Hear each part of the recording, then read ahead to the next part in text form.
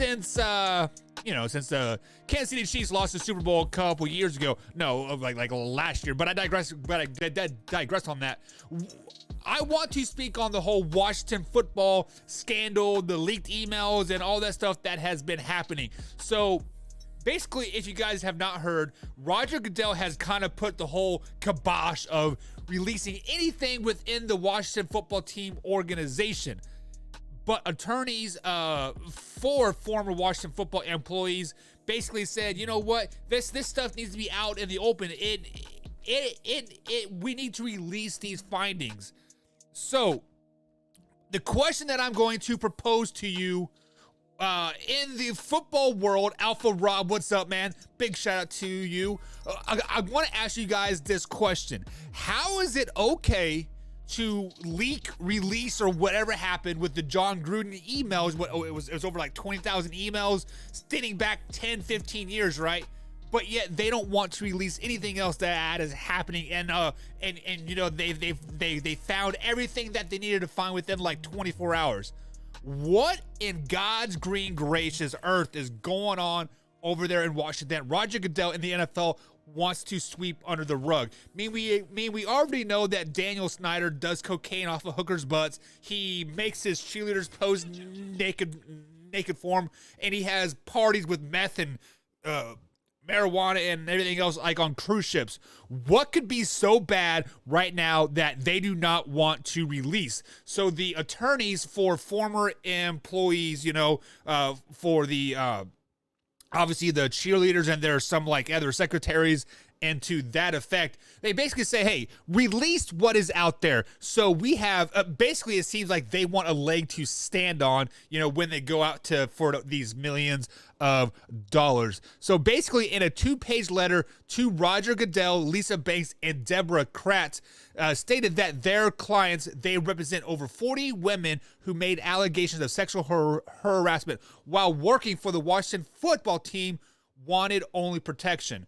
They want to release the findings. The later stated, and I quote here, while many who came forward fear retaliation by Daniel Snyder and therefore requested that their names be kept confidential, they never envisioned that all their efforts and the efforts of Beth Wilkinson and her team would result in no written report or findings, and no real accountability for Daniel Snyder or the Washington football team.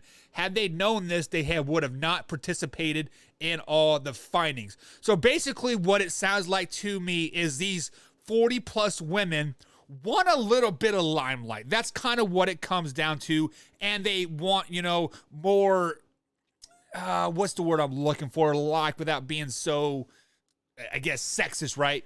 Air quotes there, very, very strong, air quotes. They want to sell their 10 minutes of fame to 60 Minutes 2020 and get their story heard. But Beth Wilkins also provided a verbal report to the NFL on her findings. So Beth Wilkins was the attorney or the investigator that was in there digging through all these emails and all these stuff and like whatnot. And like she said, there were 150 people interviewed during the investigation. The NFL fined Washington $10 million for a toxic workplace culture. Snyder said at the time that he would step aside from day-to-day operations of the franchise in favor of his wife, Tanya. So basically what it comes down to is John Gruden got thrown onto the bus. He got screwed 100%. He got bent over, butt ran with no lube, and then they didn't even buy him dinner.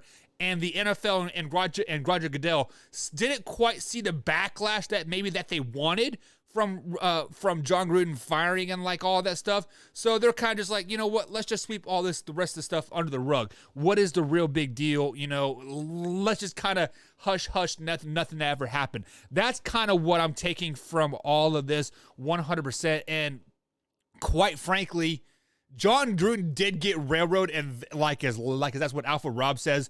And I do agree to an extent.